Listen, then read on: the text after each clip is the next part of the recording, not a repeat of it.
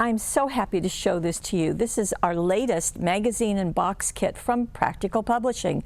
Now, Lisa Horton is the artist that is featured in this, and I will tell you, just like it says, the magazine is jam-packed with ideas, inspiration. I will tell you, this box is pretty jam-packed too.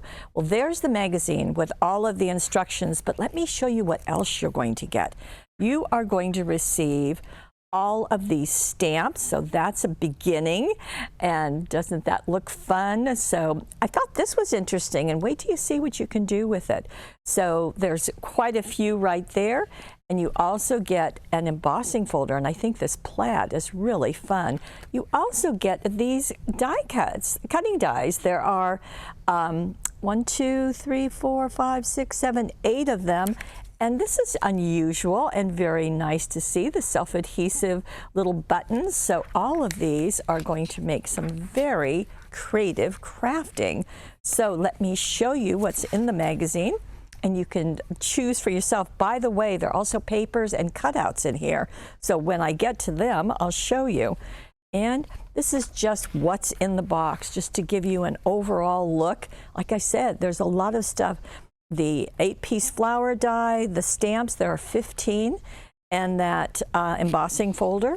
And we're going to step right in right here. And this is just a beautiful look.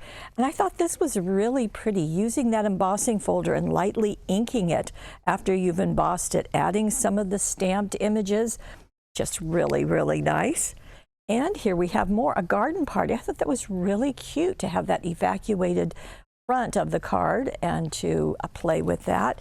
We've got a rocking easel card and more, and just really, isn't that charming? Now that is that stamp, that half circle stamp, and doesn't that look nice? There's really several things that can be done with it, and I absolutely love that. It's fun to see something that you think is interesting, but you're not sure how to use it, and then find exactly how to use it. There is a gatefold card. There is a hexagon card. There we go, just lots of ideas. I thought they just did a wonderful job. Here is a bag made out of paper, and step by step how to do that. And there's a treat box. Boy, that's a gorgeous one. And this is a flower arranging, and I thought that was really pretty, of having tone-on-tone effect. And a flower box card. We know that our pop-up box cards, as well as our cutting dies, just do really well, and you can use them effectively here. This is a fun card, very different shape. There's again a pop-up box, so I think they liked it too. And here we go. This is more than words, and I thought that was a really fun way to use those stamps in something I wouldn't have thought of. So that's always fun to see. Put them in blocks. The same thing in each block, but changing the colors is a good look. And let's see. Okay, I thought this was pretty, letting that span the gap as that card is opened up. This is really fun. You'll see in the cutouts there are a bunch of buttons. I thought this was a very fun way to use them, as well as that little peeking bunny. So that was very clever. Good idea, Sam. And there's another gorgeous card. Now we're here into the papers and the cutouts, and I have to tell you, there are 148 cutouts. This thing is rich with cutouts, but you also get the papers printed on the back side, so nothing goes to waste. In addition, there are 12 double-sided papers, and that's what we have here. And we'll just walk through those. So they are mostly smaller prints, all over prints, which is very useful. More into the cutouts. Now this is a duplicate of the first, so you're going to get 2 of every single thing I've just shown you. So let's move on to the projects. Here we go. Now this is also that half circle, and it does have the dots on it. So I thought that was really a fun way to use it. And here, I love this bird. I think it's just absolutely charming, easily made out of that same piece. So good to know.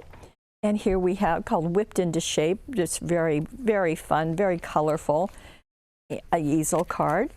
And here we go. Some very different card shapes with a triangle and this kind of an origami, they're calling it. There's a mason jar. And here we go with even more. I thought it was really clever to use the embossing folder on the lid or lip of a flower pot card. So that was really nice.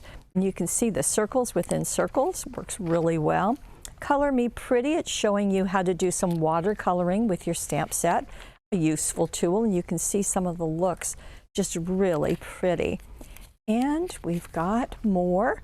So there we go. Oh, flowers. If friends were flowers, I'd pick you. That's an oldie but a goodie. And a few more pages to highlight for you. This is a little article about Lisa Horton, and you might want to learn more about her. And I thought these were really nice, just taking those papers and making them into masculine looks.